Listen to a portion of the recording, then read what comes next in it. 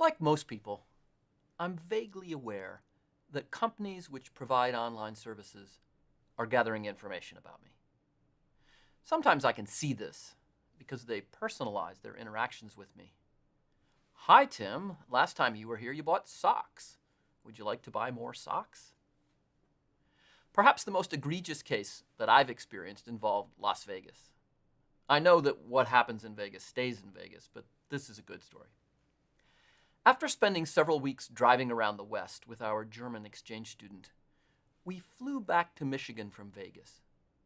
Really, we just spent one night there before flying out. But that was enough to trigger months of advertisements for Las Vegas vacation deals. So sometimes you can see it, but most of the time, the data collection which is going on is pretty invisible. And I'm really not sure what they're recording. Just to provide one example, and there are many, let's talk about Google for a minute.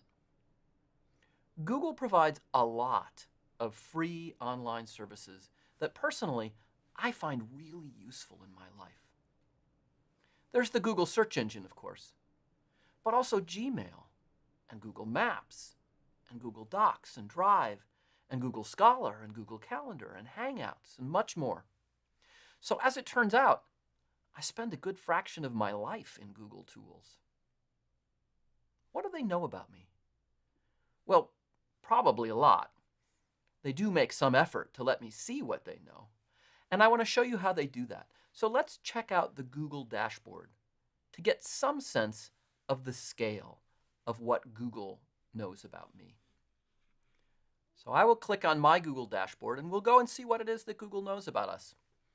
Here you can see a list of some of the many different things that Google does for me, free services that they provide, and they provide some ways in which I can learn about what it is they know about me. Just to give some sense of this, to give you a first hint of some of the kinds of information that's recorded, I'm going to take a look at the Google location history that I have on the Google dashboard site. So when I click on this location history, you can see that I've turned it on, and I do that because Google provides me with all kinds of information about where to go and how to get there that I find very valuable in my life. So when I click on this location history, first of all, it tells me the last place I've been, which is right here in the studio where I'm recording this right now. It also suggests that I can go to my timeline. When I click on this timeline, it's going to open up a portrait of what Google knows about where I've been and when. So you can see it's a map that includes many different places that I've been and some kind of summary of recent trips that I've taken. I'm just going to pick a random day on this timeline. Let's say last Saturday, October 21st. And I'll click on that and we'll see what Google has to say. Okay. So this is the city of Ann Arbor, and it is Google recording exactly where I was and when on Saturday, October 21st. You can see over here on the left that Google records me riding my bicycle 1.7 miles from my home to the Ann Arbor Farm Market, where I go every Saturday morning to get vegetables and produce. Later on, it shows me driving to the Kroger, where I get things that you can't get at the farm market, and spending some time around my neighborhood at home. It might surprise you to see the extent to which Google understands these things. It knows where I've been, which stores I've been to. It knows whether I was driving or riding a bicycle. It's keeping track of all this kind of information. And that information isn't something that's just available over the last few weeks. It actually runs back years. So if I go up to this timeline and I ask, what does Google know about what I was doing in a time I'm sure I won't remember? Like, let's say, sometime during 2015. I click on 2015 and Google goes to find what it knows about me in 2015.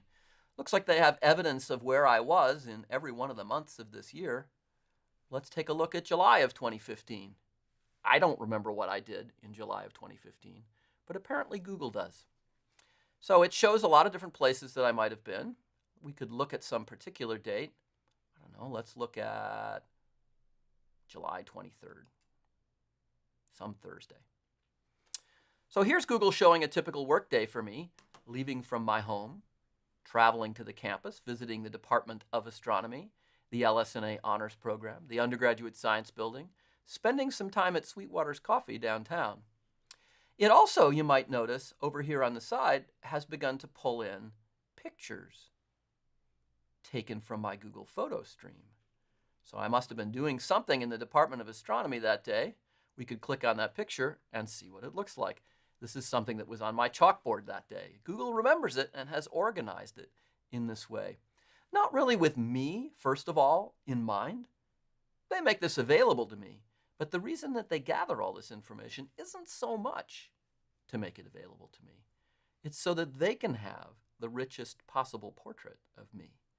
So if you're using things like Google Maps and Google location services, this kind of information is being gathered about you.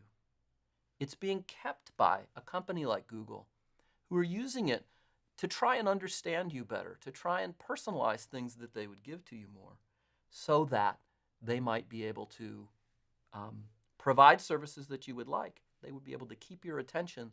They would be able to sell things like advertisements that would help to support the services that they provide.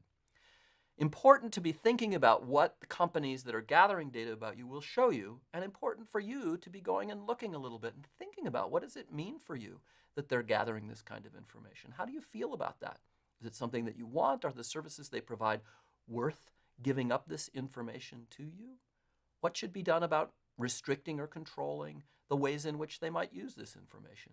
These are all very reasonable questions to be asking in the information age as we think about what the impact of this kind of data might be for your identity and for your reputation.